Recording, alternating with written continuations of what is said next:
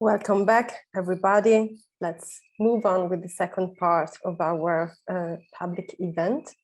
And I'm glad to welcome Ingrid Dillo, coordinator of the FAIRsFAIR project and deputy director at DANS, to discuss with William Kilbride about aspects related to long-term data preservation of FAIR.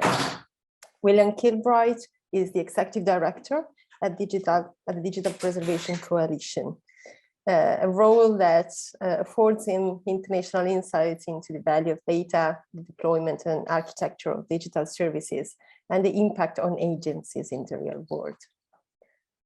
So welcome, and Ingrid, the floor is yours. Thank you very much, Sarah. And I can say that I'm quite comfortable on the couch together with William, because we have known each other for quite some years. So that feels very much at home, I can say. So between the plants and the cushions and William next to me. But maybe not everybody in this audience knows William as well as I do. So first of all, William, maybe you can say a little bit more about where you come from and about the Digital Preservation Coalition as a starter. Of course, Ingrid, and thank you for the invitation. It's great to be here. It's great to be with you. My only regret is we're all actually on a real sofa, you know, spending time together. But so, yes, my name is William Kilbride. I am the director of a little organisation called the Digital Preservation Coalition, which is a charity, a membership organisation, which concerns itself with the preservation of digital content in the very broadest sense. That's obviously an issue across research data life cycles, and I'll approach the topic from the research data management side, of course, just now. But it's a ubiquitous problem, a generational problem, and it's one which reaches far beyond the boundaries of research data management, and perhaps that's some of the input and the insight I can bring to the conversation today. I should say, though, it does feel like home in a way, because although I now work in this particular sector with data preservation, digital preservation as my theme, I'm an archaeologist by training. I am an academic, I suppose, researcher by background, having achieved the significant career goal in archaeology of a warm, dry job indoors. I find myself working in data management more and more. Well, being a maritime historian myself, there is a connection as well, maritime archaeology, but that's not what we are going to talk about. The idea is that we talk a little bit about long-term preservation and FAIR, and I would like to kick this conversation off, William, by talking a little bit about the importance of long-term preservation in the context of FAIR. And I'd like to start with a blog that I remember very well from our mutual friend, Barbara Sierman, from the Netherlands, who is also one of the champions of the FAIRsFAIR project. Now, she wrote a blog in April 2019, which was the very first month that our project FAIRsFAIR kicked off. And she wrote a message to what she called in her blog, the FAIRists of the world. And she stated that there was no need for that community to freshly start wondering about how to cope with keeping data FAIR over the years, because this was really already for a very long time the work of the digital preservationists. And she said that we would all benefit from a better interaction between FAIR and the digital preservation world. And she ended her blog by saying that it was high time that those two worlds would embrace each other, also to stop reinventing wheels and the cost that comes with that. Now, I think at that time, early 2019, Barbara was early.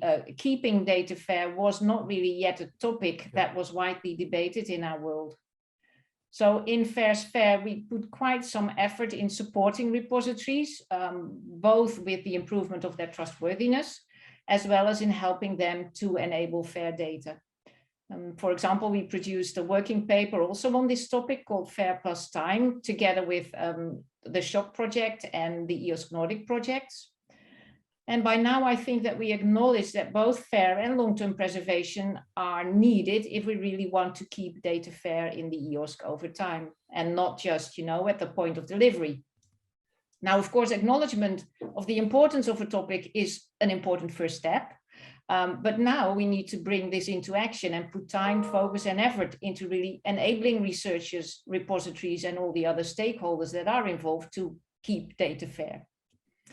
So if I sketch this, according to me, where we are now, this current situation in the research data sector, what would be your take on this? Can you say a few words about your perception of the world? Yeah, very happy to. So, I mean, I think looking back to 2019, we're much further forward in my own understanding and appreciation of the FAIR principles. And I think I have two answers to the question, Ingrid, as to the current situation. Firstly, perhaps it's not as bad as we sometimes think it is. Capability on digital preservation exists, but also it's not as good as it needs to be. And there are reasons why that is the case. So I look on from the fringes, really. I'm not actively engaged with research data management as a theme these days. I see the research data landscape, however, has a lot of insight into the digital preservation challenge. Data is valued. Actors at all levels are aware of the issue, even if far too many still confuse preservation with backup. And an emerging question for me also, if I may, is the difference between data and reproducibility. And that might be a theme to discuss. In any case, the research data sector seems to me to be way ahead of other parts of the economy. I'm thinking here of the creative industries or finance or engineering, healthcare, public administration, justice, transport. They're miles behind in terms of their thinking about the preservation of digital content. So my organization does quite a lot of work just now with the nuclear industry, for example. And actually what we've been doing in that work to some extent has been packaging and translating the best of thinking from the research data community into a sector which is in every other respect very focused on the long term. Now, at the same time, you can be fooled into thinking that research sciences have solved the digital preservation question. Frankly, too many managers still confuse preservation with backup, to be honest. The FAIRsFAIR study that we undertook showed that responsibilities and accountabilities are not properly aligned. So data is born fragile, and there's a risk that repositories at the end of a very complicated supply chain are being set up to fail. There are probably things to learn here from complicated supply chains in sectors like in aviation, for example, where information is shared down some very complicated supply chains with very long product life cycles. We'll discuss that more later, perhaps. In any case, a key theme for me is how to share knowledge and expertise with other sectors, and perhaps also to learn from them about the data continuum. There's a risk that research data management has become detached from that wider economy, and the wider economic impact that you could have is consequently diminished.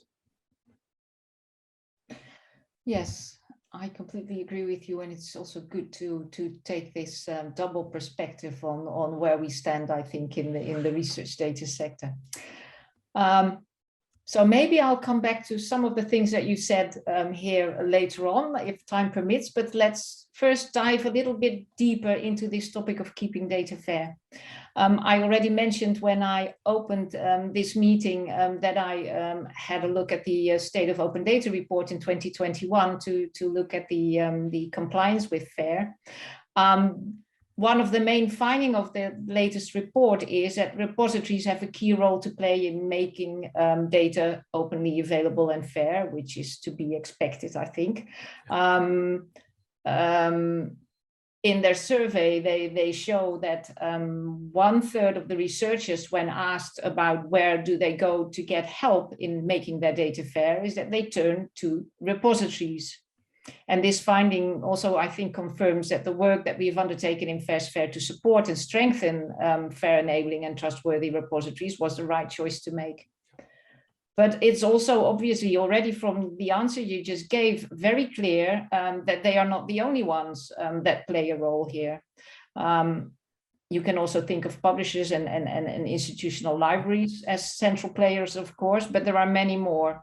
So there is this shared responsibility to really enable researchers to comply with open and fair data policies. And I think that is also what Sarah Davidson, I think her name was, referred to in a question about the cost. Yeah. And we will get to that later, maybe. I also know that shared responsibility between those who provide assistance to researchers is not yet that widely acknowledged. And that in turn also leads to a lack of coordination, kind of coordination that you would like to see between all of those, different groups of enablers.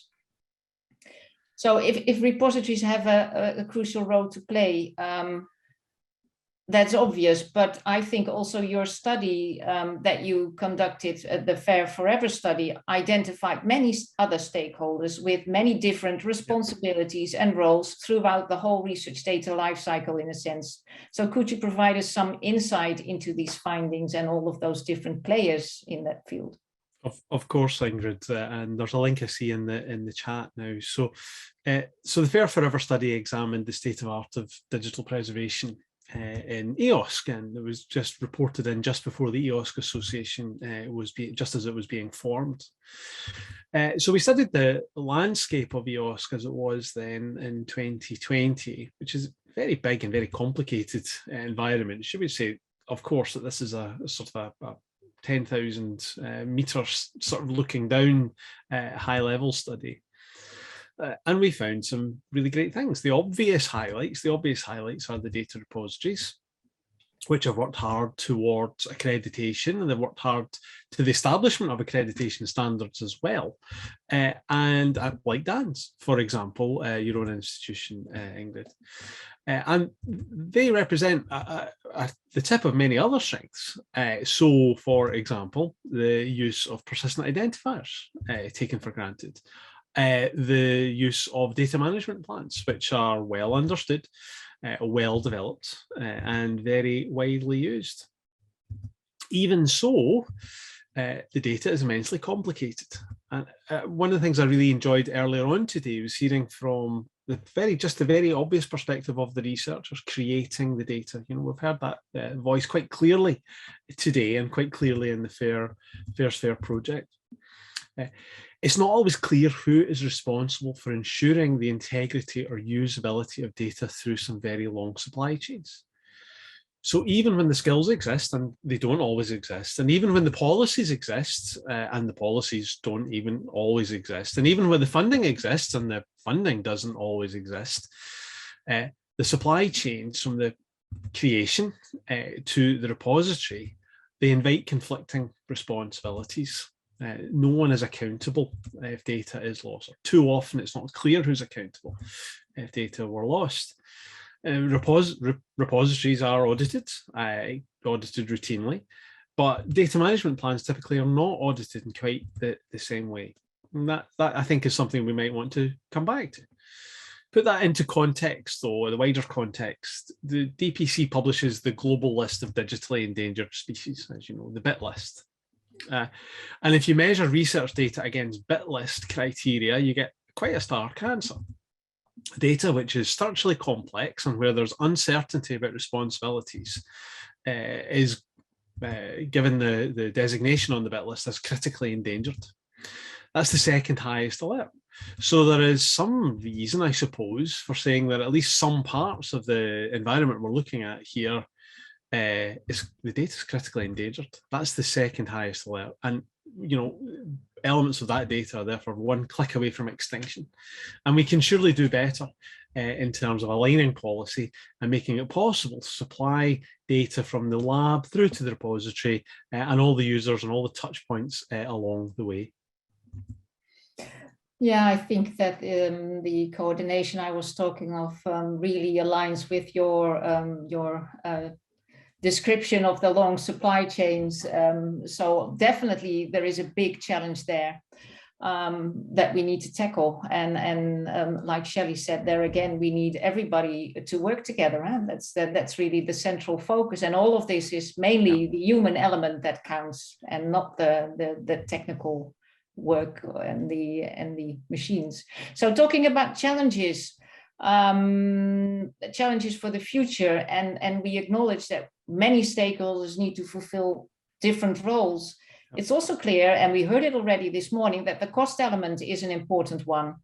Now, quite some work has already been done, of course, in this area. I'm thinking about the 4C project many years ago, where we focused on clarifying the costs of curation, and where we also tried, I think, to make the point that digital preservation is not only complex and costly, but that in the end, it will also realize a real benefit to all of us. But I'm also thinking of the work, for example, done within the context of OECD on business models for sustainable repositories. Yeah. Still, we are still struggling with this cost aspect. And again, this has to do with the supply chain and the many investments that need to be made during the whole research data life cycle. And we also see that this topic is not solved only already because of the fact that within one of the task forces of the EOSC Association on long-term data preservation, again, this is one strand of work that has been identified. So cost is an element, coordination and alignment is an element. Can you think of any other challenges that we need to tackle? Although I think this is already a lot. Yeah, well, I mean, cost is definitely an issue, and we've mentioned the accountabilities, the supply chain issues as well. These are tractable problems, I suppose. In too many cases, coming back to cost, in too many cases, preservation is just an unfunded mandate. It's something else we're being asked to do, oftentimes without the additional funding or resources that go with it. I also want to pick up on carbon as a form of cost. Maybe we should be thinking around this. I don't think we're as far down this line as we ought to be. So you mentioned our work together, Ingrid, on the 4C project, the collaboration to clarify the costs of curation. I wish I could assemble the team again. I wish I could get us together again around what I would now call the 5C project, which is the same 4 Cs, except this time we have to bring carbon into the equation as well. And that makes me think, of course, if we were to do that carbon and the wider debate about environmental sustainability, I mean, this is an inherently complicated topic, but there's also a lot of misdirection. There's quite frankly some bad actors in that space. It would take a real effort to understand the carbon costs, and also an even greater effort perhaps to communicate the findings and develop policy frameworks to act around them. So I can't help but see the environmental impact of our work as also being something that in due course we should turn our attention to. Yeah, I'm looking, I see Sarah, can I go for one more topic or yeah? Yes. We're good still, let's do that. So we talked a lot about repositories, they have a key role. I believe it's important that these repositories collaborate, and I think seeds of that collaboration have already been sown in the last years, for example, through different repository support programs of FAIRsFAIR and SHOC and EOSC Nordic. But also through all kinds of national and regional initiatives, and of course, Core Trust Seal. Yeah. So I'm personally a very strong advocate of the creation of such a European network of TDRs. And such a network, I think, would also be important to unite and strengthen the voice of the repositories also in the EOSC policy debates. And such a network could also play a role when it comes to providing support and training and an opportunity to learn from one another. So 1,000 reasons to create something like that, I think. For me, that would be one of the needs for the coming 2 to 3 years. If I look at your list of wishes, what do you think are the vital elements that we need to create in order to safeguard the FAIR data over time? Well, I think I mean, let me first of all strongly agree with collaboration. I mean, it's vital for this. And I've already mentioned cost and carbon as coming issues, but I wonder if I can just mention briefly sort of almost a conceptual piece in my mind about change. I think we still make assumptions about data as a form in its own right, distinct from hardware and software. And I understand why we make that distinction, but it's hard. It's hard to distinguish data from applications. And that's even harder in the context of the cloud, where, again, we have long chains of interdependence, which can sometimes result in small or subtle and oftentimes unannounced changes. So we talk about FAIR we really need to think about reproducibility. Reproducibility is the emerging challenge more than simply the preservation of data. Now, let me observe, this is the 20th anniversary of the DPC. And if you look at some of the early documents of the coalition, we were supposed to just be around for a couple of years, supposed to fix a few problems, and then I was going to go back to my trench, go back to our day jobs, so to speak. But change is constant. The change is outside of our gift. It's outside of our control. And if we want to make a success of preservation, we have to recognize this. Preservation is not a project. It's not an app. It's not It's not a thing you can buy off the shelf. It's a commitment that we make to the future. And that commitment needs continuing dialogue and insight into our changing needs. And that's where collaboration, I think, can be most effective. Wonderful. Thanks very much. And I think, William, that we have used up all of our time. I checked the chat box. I will look up the blog that I was talking about from Barbara Seaman and put it in the chat. So That's thank wonderful. you very much. It was a pleasure to sit on the couch with you. Thank you, Ingrid. Look forward to doing that for real some point in the near future. Bye for now.